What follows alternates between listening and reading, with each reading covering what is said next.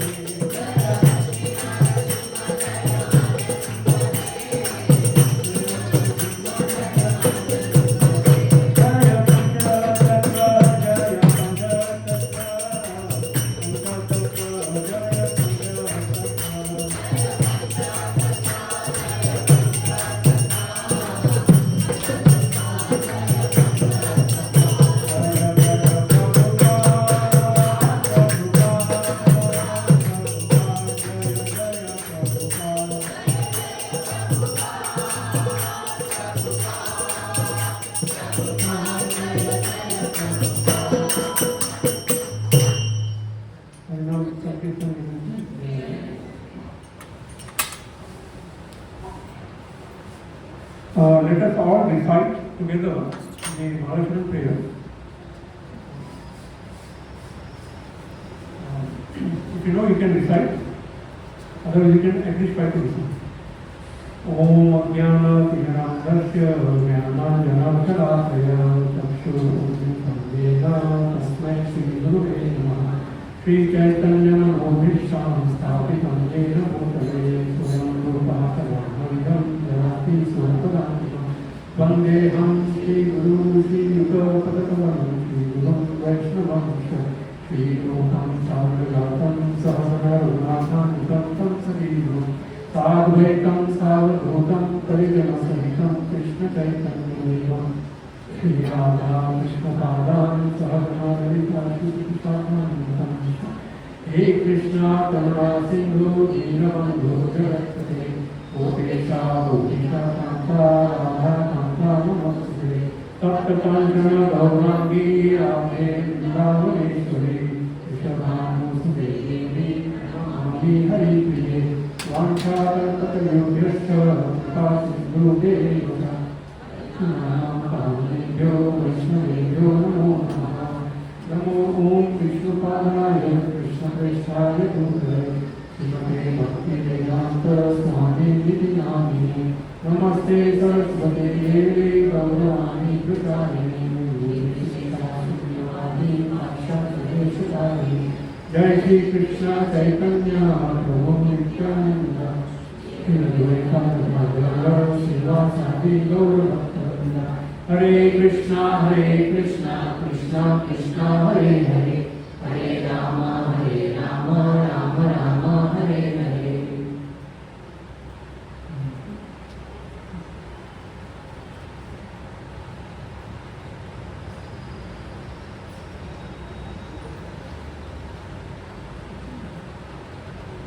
So I welcome you all again to this Sunday evening program, which includes all kinds of activities like bhajan, kirtan, chanting Krishna's name, Bhagavad Gita class, followed by Krishna Prasadam, tasting Krishna Prasadam. So thanks for again giving me the opportunity. Sri Jagannath Prabhu, after listening to your Bhagavatam class, I feel very insignificant to sit here and speak anything on any topic of spiritual matters. But since you have given me the opportunity, I will go ahead and try to give some class. Hopefully some good things come from my mouth. If I am speaking something right, it will be all the mercy of my Guru Maharaj and Lord Krishna. And if I speak something wrong, then it will be actually my fault. You can go to the next slide. So today we will speak on the verses 2.5, chapter 2, verse 5 and chapter 2, verse 6. It talks about the indecisive nature that we all face in our lives. Arjuna also faces this dilemma or indecision while he is about to fight the war and so on. So far we have learned quite a few bits about why the war is happening, why Arjuna does not want to fight, and what is now about to happen. Right? So, we'll recite the verse 2.5. This verse is actually said by Arjuna. Both 2.5, both 2.6, both the verses are said by Arjuna. Gurun ahatva hi mahanubhavan Shreyo bhoktam bhaikshyam api haloke Atvartha kamam su gurum ihaiva Bhajiya bhogan rudhira pradhidhan.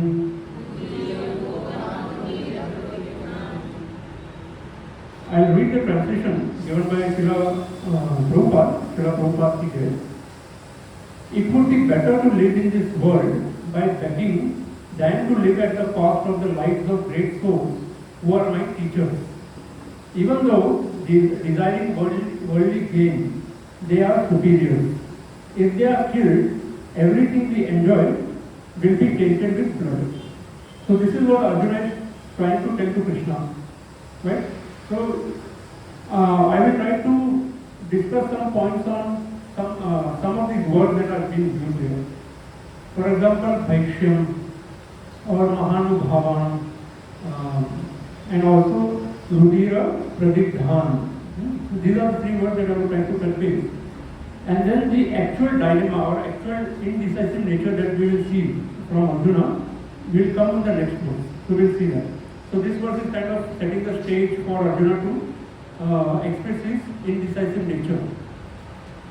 So here, normally what it is recommended is when we are reading scriptures, when we are reading Bhagavad Gita, Srimad Bhagavatam, all kinds of scriptures, Vedic scriptures that we have, there are two ways that we can look at it.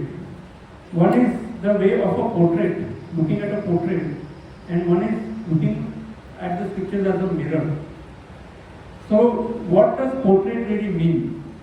If you look at our lives as an analogy also, we have experienced that portrait always talks about our past. So, I may have a portrait picture of myself, but that's not talking about my current, how I look. It might be of the past, somewhere. It's not talking about the reality of my own life as of today. But if I look myself in the mirror, then I actually look what I am, the way I am looking as of today. So it is recommended that we all read the scriptures or hear the scriptures from the point of view as if we are looking at the mirror. Even though the scriptures were spoken 5,200 plus years ago, but they still should be taken as a mirror for us to look into and see where we stand currently. Rather than saying that, okay, the Bhagavad Gita was spoken 5,200 years ago in a place called Kurukshetra, which is in Delhi as of today. Maybe it's not relevant as of today. Today we are in the 21st century, blah, blah, blah. All kinds of things we can talk about. But we should not look at the scriptures that way. Scriptures are relevant forever. Scriptures are eternal. They are spoken by the Lord Himself. Although it may be compiled by Vyasadeva, but it's all spoken by the Lord or the devotees of the Lord. So scriptures have to be really looked at as a mirror, so that we can look into it and see where we stand as of today, compared to the benchmark of the scriptures itself. So there is a word called Bhaikshyam. If you look in the word, Arjuna is saying that I don't mind begging. Okay. So in the past, in the previous chapter, we have learned that he has given many reasons to not fight. And he also says that I would rather go and beg in the forest rather than fighting. And he is saying this to Lord Sri Krishna in this verse. But it is important to note that Arjuna is playing a role of a Kshatriya. So for a Kshatriya to beg itself is a very big insult to himself in that role. Because what is the duty of a Kshatriya? The duty of the Kshatriya is to fight and to protect the kingdom from the aggressors. That is the role of the Kshatriya that the Kshatriya has to keep performing. So if somebody, Arjuna in this case, has taken the role of a Kshatriya, his duty is to fight and protect the kingdom. But he is saying that I would not do that. On the other hand, he is saying I would go and beg for whatever reasons he has described so far. Now, this is not good for a Kshatriya, because Kshatriya is supposed to fight. Now, if you think of Arjuna as a devotee, then being a beggar is fine, and I'll explain why. But Arjuna is not a devotee. Arjuna is a devotee of the Lord, but at the same time, he is also playing the role of a Kshatriya. So it does not look very appropriate on him to be going and begging into the forest. Right? So this is one point. Now there are also two types of beggars. So for example, one beggar who can be very pushy in nature. Very, very pushy. You will see these kind of beggars also in your life. So if you are trying to go on the street, if you give some money to a beggar, let's say you give 2 rupees, 5 rupees, 10 rupees, the beggar may actually reject it. Sometimes they may even say that, what are you giving? So these kind of beggars are little pushy beggars. You would have experienced this in your life also. But then there are other kinds of beggars. This first type of beggar, who is a pushy beggar, he is a very demanding beggar. So despite the fact that he is begging, he forgets that he is begging. But he is still trying to demand that, you give me so and so money only. Or sometimes they also demand that you give me something that I will like to, have. So they forget that they are at the begging position and they are still demanding. Then there is the other kind of beggar who are actually completely, waiting for the grace to happen on them. They may beg, but they will not demand. Whatever you give, or even not give, they are still fine with it. If you give, they will still say namaskar to you, take the money and go. Or if you give prasadam, they take it and go. So they are waiting for the mercy to happen, but they are not demanding in nature. So when we look at ourselves, we have to be this second kind of beggar. Because when we do bhakti, we cannot be demanding to Krishna. We cannot have a laundry list of things and say, Krishna, please give me this. Because actually we are in the begging position. Krishna is the master, we are the servant of Krishna. So we cannot have that mentality of a demand. Krishna give this because today is my birthday. Or whatever, Krishna make me pass the exam because today is my exam. So this is a demanding attitude. This is not a beggarly attitude. So beggar who has to take a very humble position and be happy with whatever Krishna is giving.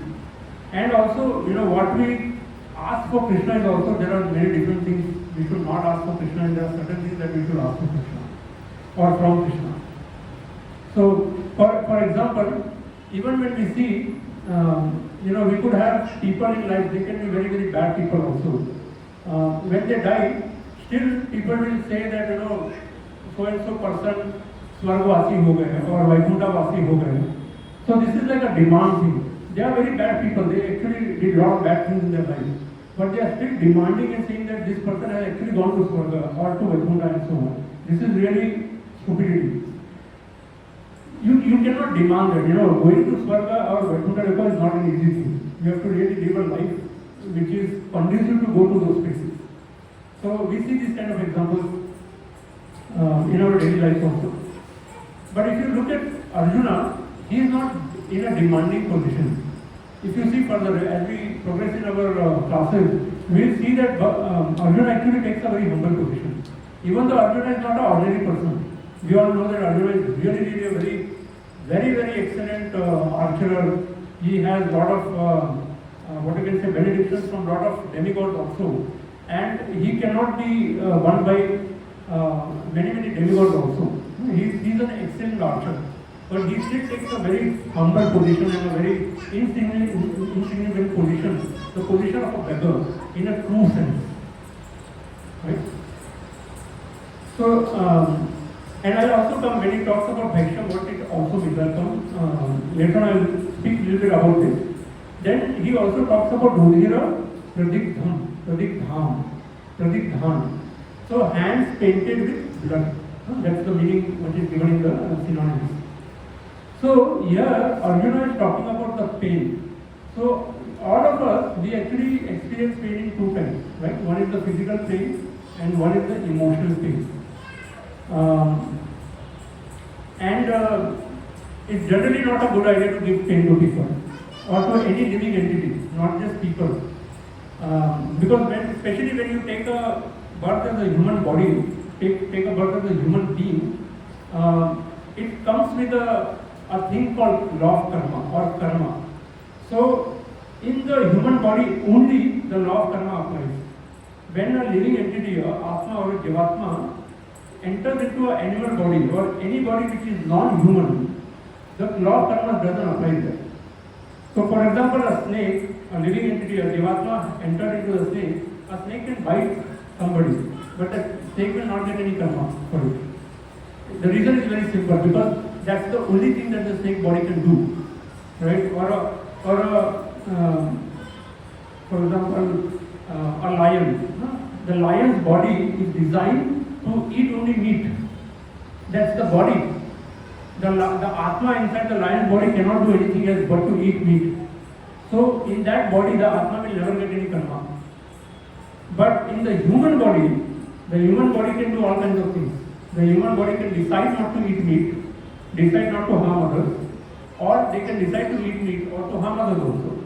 That's where, and because of the fact that the human body or the human being can do these things and also has the most developed intelligence to decide whether I want to do good or bad, that's why the law of karma applies only to the human body.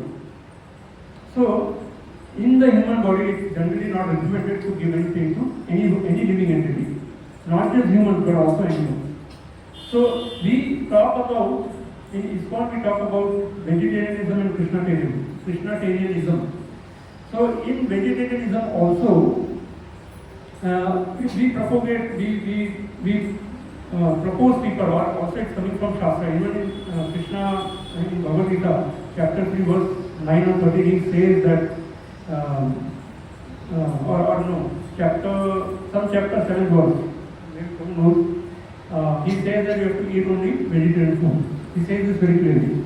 So why this is recommended? If you look at all the different kinds of species, the human body has the most advanced brain system, or the spinal sensory system or spinal cord, the most advanced. Animals also have more or less similar to the human beings. So there is a theory that was given by Einstein that when an animal is tortured, there is a lot of waves that come from the animal's mouth, and that wave can also have the potential to generate seismic waves. Seismic waves are actually the waves that are resulting into earthquakes. So if you see, when the animal is tortured, for example the cows and so on, especially the cows, from their mouth certain pain waves are coming, which actually leads to or converts into seismic waves. So if you see that any country or anywhere in the world where cows are slaughtered the most, or animals also in general are slaughtered the most, you will see there are a lot of earthquakes happening there. Not so much in India, at least today, as of today. But if you look at Japan, if you look at US, not only earthquakes, but there are other things like hurricanes and tornadoes and so on, will be happening a lot, which will then eventually affect the human beings itself. So it's the law of karma, right? So generally it is really a bad idea to give pain to people. Now this is what Arjuna is also talking about. Rudhira pradigdhan, hands painted in blood. So he is saying that we are going to inflict a lot of pain to our Gurujans, Parijans and so on, and this is not a good idea to do. That is what Arjuna is thinking.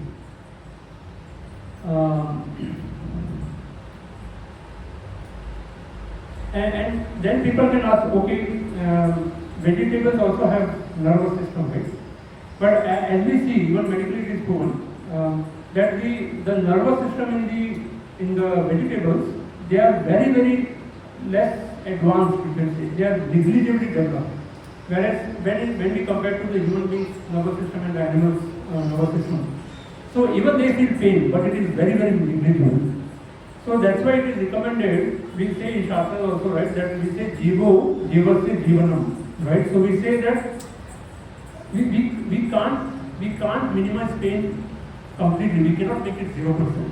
we will still end up inflicting some pain. But the idea is we have to reduce it to the lowest possible value.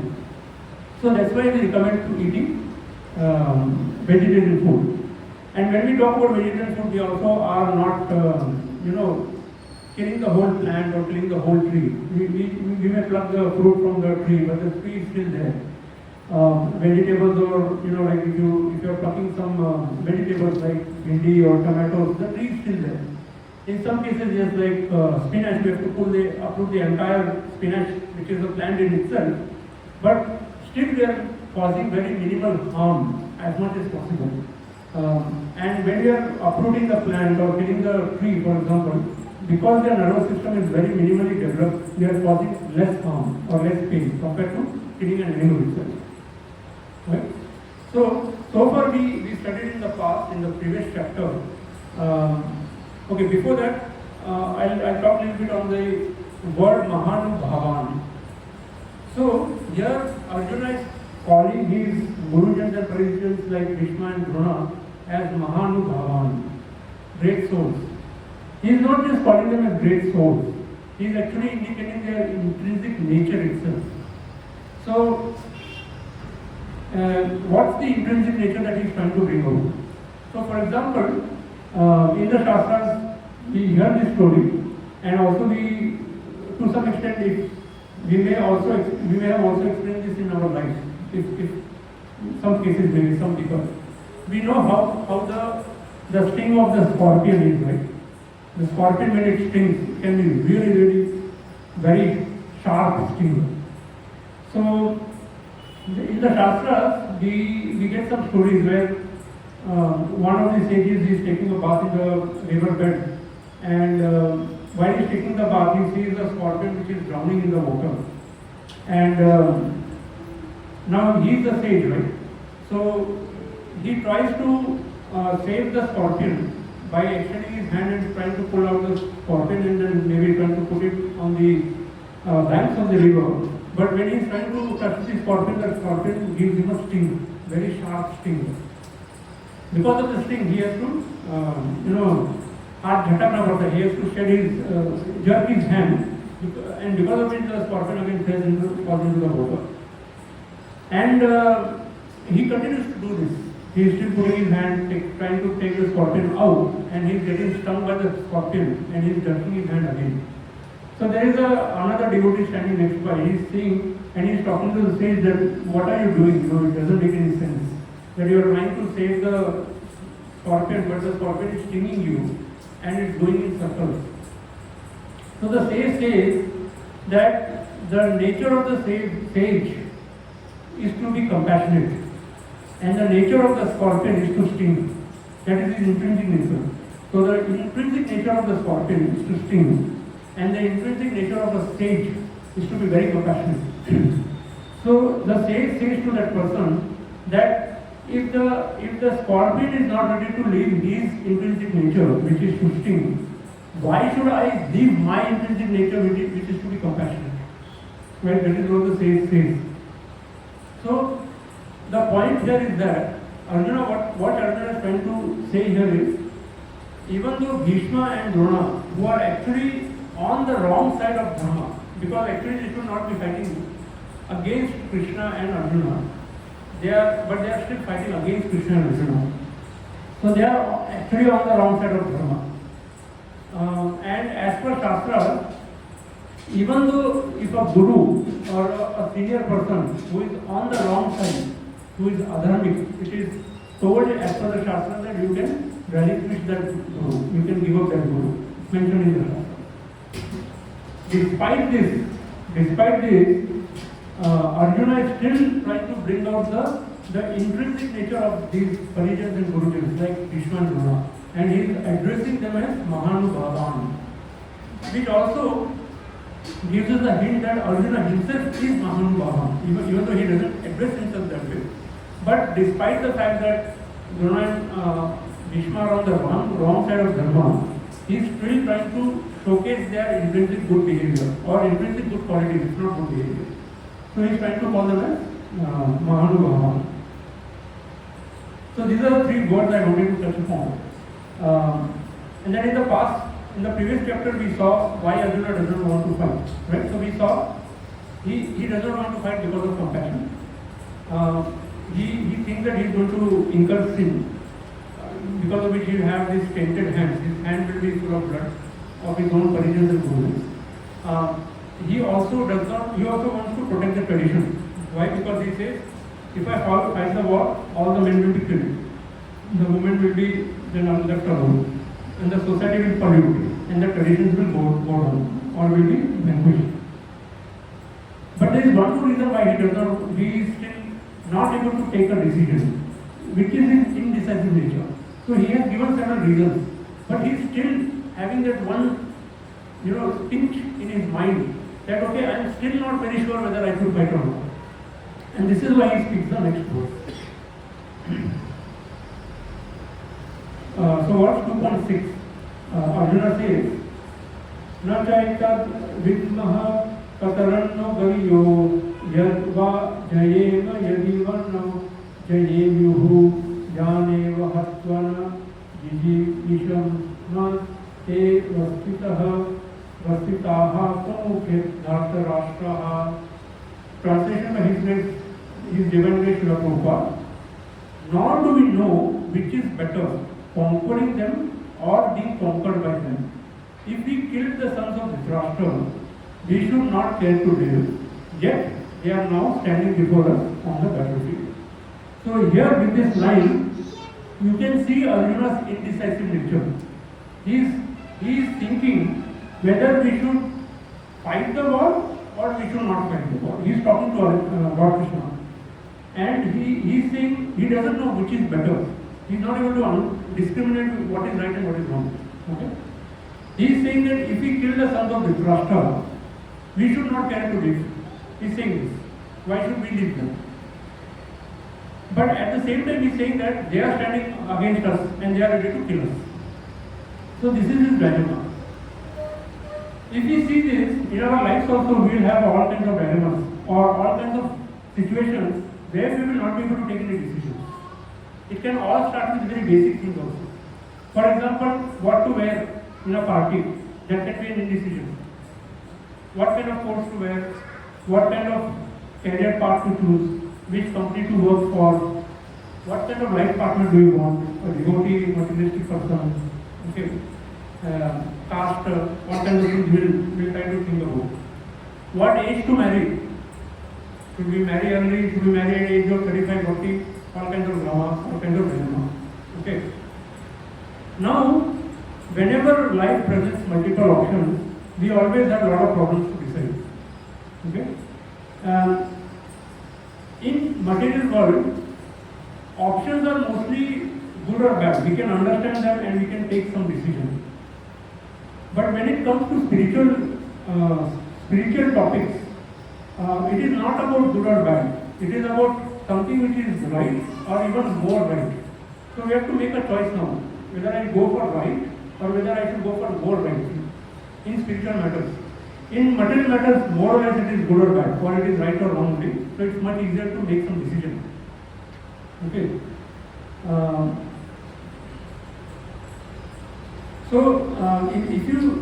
If you think from Arjuna's point of view, he is not. First of all, he is a devotee of the Lord. Secondly, he is not a materialistic person. He is really a very spiritualistic person. So for him, this dilemma whether to fight or not is not really a question of from the material angle. He is actually thinking whether I should fight or not in the terms of should I do this is this the right thing that I should do or is there something more right that I should consider doing? That is what he is trying to think. And why this is because if you look at the material life, whatever decision or whatever thought process that we have is actually very narrow thought process. The vision also is very narrow.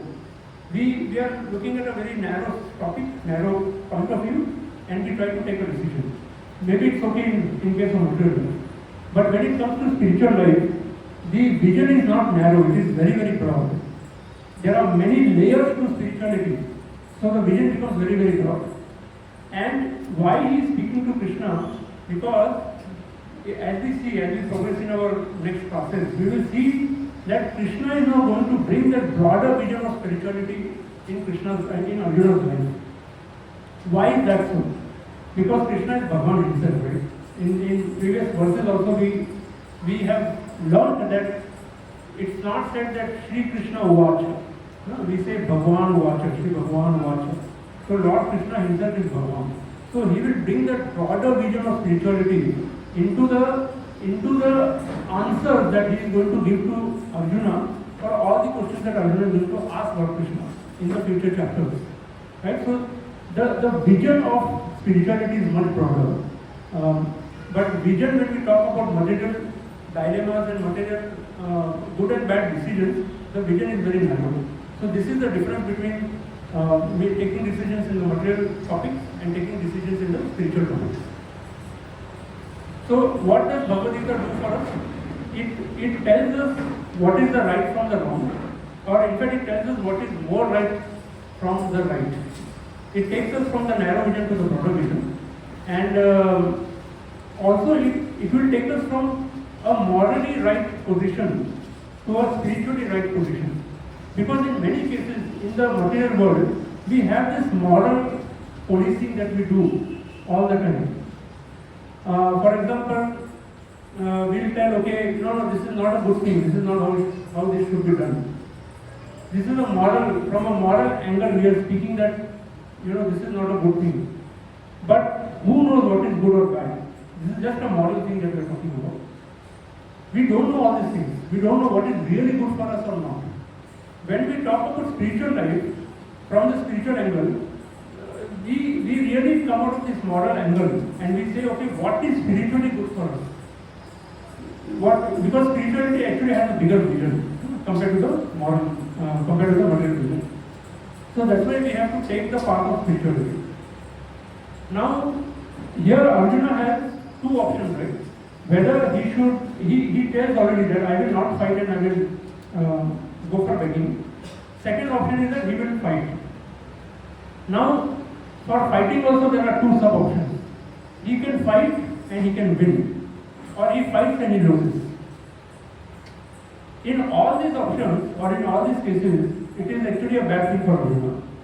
So for example, begging for Arjuna, who is a Kshatriya, is not at all suitable thing, because Kshatriya should not beg. Kshatriya should actually fight.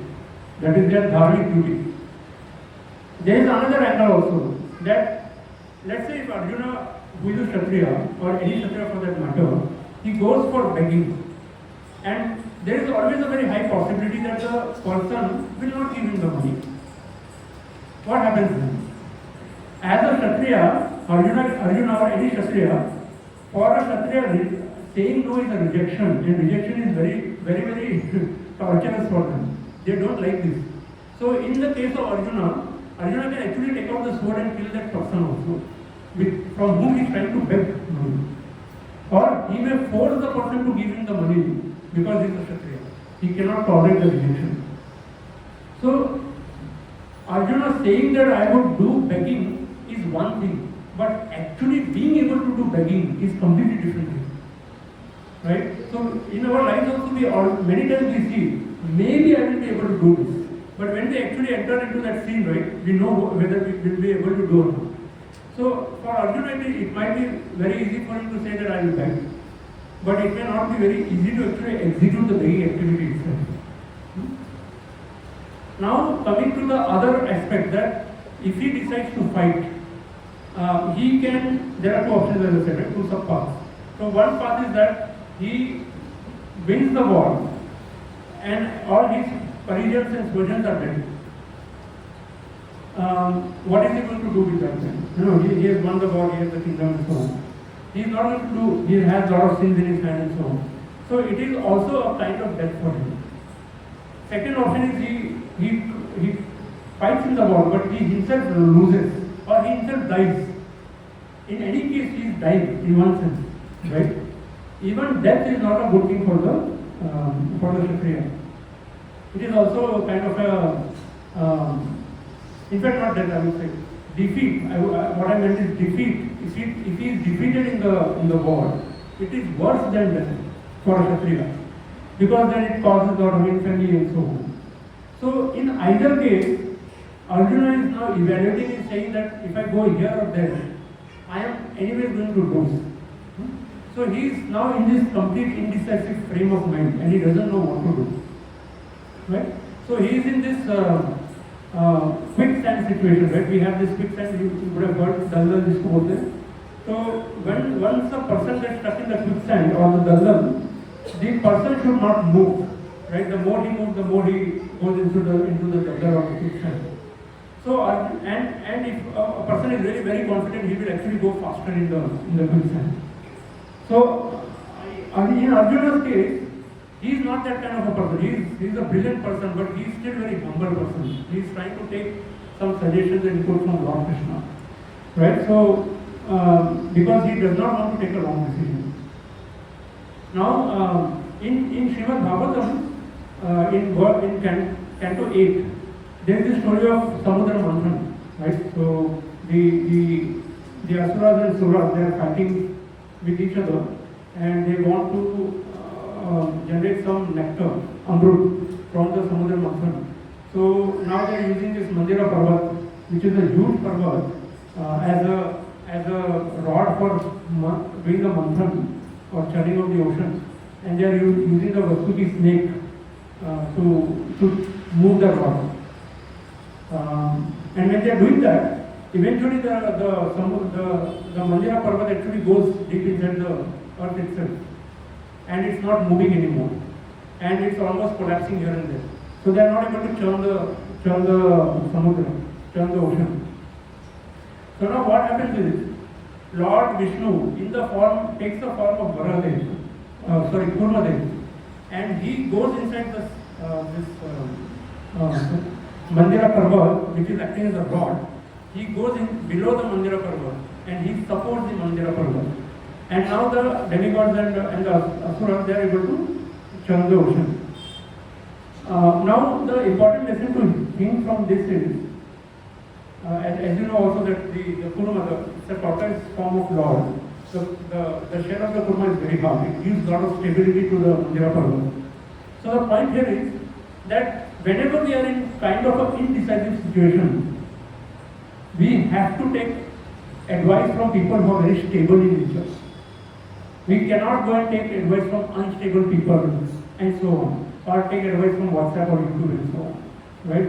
Because we are already in a very unstable situation, we are in a very undecisive situation. So we should not make the matters much worse. We should try to take advice, suggestions, inputs, reach out to very stable people. Now, what does this mean then? What does stable people mean? Stable here means really people who are well versed with Shastras, who read the Shastras, or some guru, sadhus and so on. We should reach out to these people who can give us some guidance and bring the broader vision of the spirituality rather than the narrow vision of the material life, to take us the best decision going forward. So this is what it means. So in currently what is happening in Arjuna's mind is, he is doing a lot of churning of the thoughts, and this churning of the thought is sinking him down, and he needs some stable person to control him or to give him some suggestions and bring him back to normal way of thinking. And who is this stable person? This stable person is Lord Krishna himself. He is talking to Lord Krishna, right? So from this verse, what we can understand from Arjuna or his behavior is that he has certain qualities which he is exhibiting. One of the quality is that he can consider himself to go for begging also. Even though he is the greatest warrior, he can actually finish the war very easily. But he is still contemplating to go for begging. So he is exhibiting the quality of detachment. Because really, person like Arjuna, who is a Kshatriya, who decides to take a begging route, it's not an easy thing. It's really not an easy thing. So he is exhibiting the quality of detachment. Right? Secondly, he is also exhibiting the quality of self-control. So he has control of his mind and senses. So for example, many of us, we also find ourselves in the situation of Arjuna throughout our life, every single day. We think that we have control of our mind. But in reality, the mind is actually controlling us. We just don't know it. We think that I am controlling my mind. I am the master, mind is my slave. But this is not the reality. The reality is the mind is actually the master and we are the slave of the mind. We are being controlled by the mind all the time. And how do we see this? There are very simple examples which we all can see to understand whether I am the master of the mind or the mind is my master. Master of my mind, master of me. So for example, we pamper ourselves a lot these days. So I want to eat pizza. We can go to the mobile phone, Zomato, in 10 minutes Zomato is here. I am eating pizza. I want night at 2 o'clock, watching movie, I feel like eating something. I am talking in general public. I don't do this, but I am talking in general public. Again, we'll go to the mobile phone, place an order, we'll get something, maybe some Coca-Cola, whatever. We put some things in the night, order, next morning we'll get the order. Very fast-paced life, everything instant gratification, right? Do you think that we are controlling the mind, or is the mind controlling us? Mind is controlling us. Everything in life you see, right? This is what it is. If we want to eat something, we will never be able to stop eating it. We will not control it. We can never say no to our mind. That okay, even people, let's say, if somebody has diabetes, they will still want to eat sweet. Who is in control then? Am I in control or is the mind controlling me? So many examples we will see. Even when we want something, if we don't get it, we get angry. So who is in control? Am I in control or is my mind under control? So there are many examples we can see. Also grudges. We hold grudges with people, right? Just that we hold grudge. What is it? Am I in control or is my mind controlling me? So like this we see that Arjuna is actually having a lot of self-control. That's why he is even ready to go and talk to Lord Krishna about his vulnerabilities. And he is saying, Lord Krishna, in the next verse, actually the Bhagavad Gita, actual Bhagavad Gita starts, where he will tell what he is going to do, and the Bhagavan, Lord Krishna will speak. There are two more things that Arjuna exhibits. One is indifference, or two, three more things. Indifference or tolerance. He exhibits this. So he is, when we say indifference, it is from the view of Shastras. Meaning, any person who is indifferent in nature, he is not swayed by the ups and downs of life. He is very stable person, or she is very stable person. So for example, most of us, if something goes wrong here and there, they are like the leaves in the tree. We will be just shaking left and right. Just when the wind blows, right, the leaves are shaking left and right. They are just like that. Something happens, we will go up and down. Our life will be completely topsy-turvy. So, but we should learn to be very indifferent towards these things of life, because it will come, it will go. We should still be very stable. And Arjuna has one of these qualities, even though it's not very much exhibited so far, but he also has this quality, because of which he will talk about the next words to Lord Krishna, which we will see in the next part. Also, he has a lot of tolerance, and with tolerance, we get a lot of power, we get a lot of stability. I think if you are tolerant, we are very stable people also. So he has this quality. So from the next verse, we will be actually entering into the core of Bhagavad Gita. What Bhagavad Gita is teaching to us will enter on the next verse. To summarize what we have learned so far is that we will always find ourselves in crossroads in our lives on a daily basis. And in those cases, we need to have the stability in our mind, in ourselves. So for that, we have to take certain measures in life. One is that we have to, first of all, chant Krishna's name, Hari's name, because that gives us the stability, because it purifies our mind and senses, and it makes us a very stable person. So that's why in ISKCON we also recommend chanting the Hare Krishna Mahamantra. So I urge everyone sincerely to at least chant one round if you are not chanting yet. one round of Hare Krishna Mahamantra. So one round means there are 108 times you have to chant. So Hare Krishna, Krishna Krishna, Hare Hare, Hare Rama, Rama Rama, Hare Hare. This is one time. Like this 108 times you have to chant. That becomes one round. At least one round you have to chant. We should take this vow. And it takes around 7 to 8 minutes.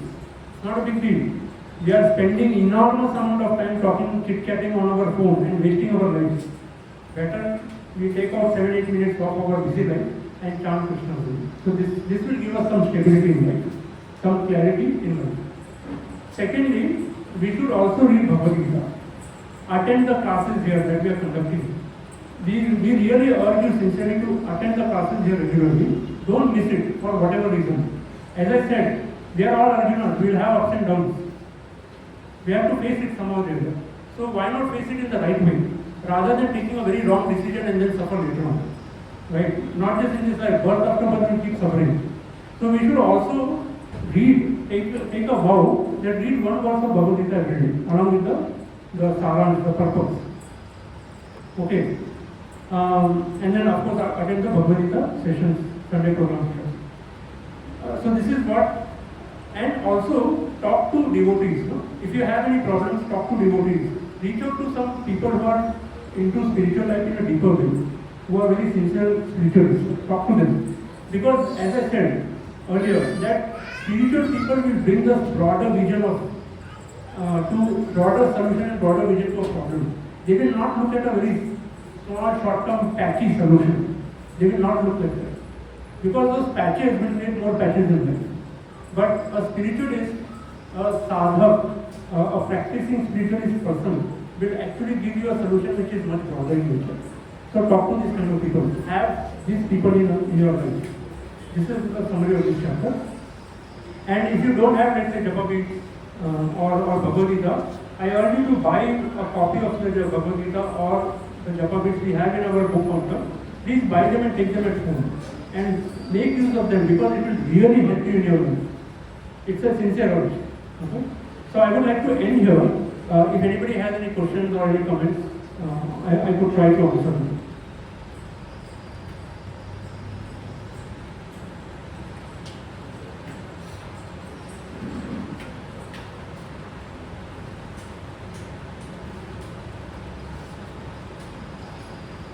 Were you able to follow my class? Yes. Did you understand everything? No questions at all? Okay, so, okay. Yes, Prabhu. Since Arjuna is a spiritualist, still he is having a doubt. Why is it so? Or is it referring to us? See, Arjuna is a spiritualist. He is a devotee of the Lord. But devotee of the Lord does not mean that he knows everything. Right? Even Lord Krishna says we'll study the future chapters, Lord Krishna says that even the demigods cannot understand Lord Krishna fully. But demigods are not normal people. They are very, very advanced people. They are very advanced jivatmas. They know many things. They know how things work, but they don't understand completely how things work. So, but they are also devotees of the Lord. So it's not that if somebody is practicing spirituality, they may not have questions in life.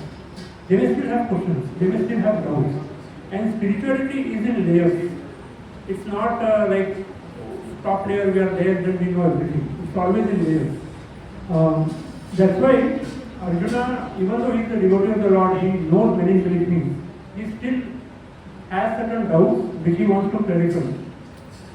There is also what I can say, explanation given in the Shastras by Acharya that Arjuna was also put into illusion momentarily by Krishna so that he asked this kind of questions. So Arjuna is in one sense also representing all of us. Because if he did not ask this question, then we would never, Krishna would never answer them. We are right now in the second chapter, right? What does the second chapter say? It's called Contents of the Gita Summarized. Gita ka saransh. But Gita does not end in second chapter. Gita goes all the way up to 18th chapter. Why it goes all the way up to 18th chapter is because Krishna also inspired Arjuna, because Krishna is in Arjuna's heart also. So he inspired Arjuna to ask this kind of questions. So and then Krishna gets the opportunity to answer all those questions for us also. So that these are the two reasons. Any other questions? If no other questions, then we could conclude the class. And Prabhuji, you have some answers. Hare Krishna. We would like to thank all of you for taking your time on a busy Sunday evening and come for the session. Thank you so much for all of you. First of all, I would like to thank His Grace Shivkumar Prabhu for giving a wonderful class. Let's all thank him by loudly chanting one time Hare Krishna Mahamantra. Hare Krishna, Hare Krishna, Krishna Krishna, Hare Hare, Hare Rama, Rama Rama, Hare Hare. So today we have a personal sponsor, but the sponsor does not want to announce the name, but we will pray for him by loudly chanting Hare Krishna Mahamantra for the sponsor. Hare Krishna, Krishna Krishna, Hare Hare, Hare Rama, Rama, Hare Hare. We pray that he and his family follow us in their spiritual journey. Thanks, Prabhu, for sponsoring. Any newcomers today for the first time, those come for the program, Matajis, Prabhujis, if you can stand up and please tell your name, that will be great. You can stand up, and whoever can stand up and announce your name. Prabhu, your name? Om Prabhu. Manjunath Prabhu. Gurudas Prabhu. Mataji, your name? Poonam Mataji, Preeti Mataji, Pooja Mataji, Anita Mataji, Rita Mataji, Raghav, okay, boy, small boy Raghav and Pankaj Prabhu, Mahesh Prabhu, Rama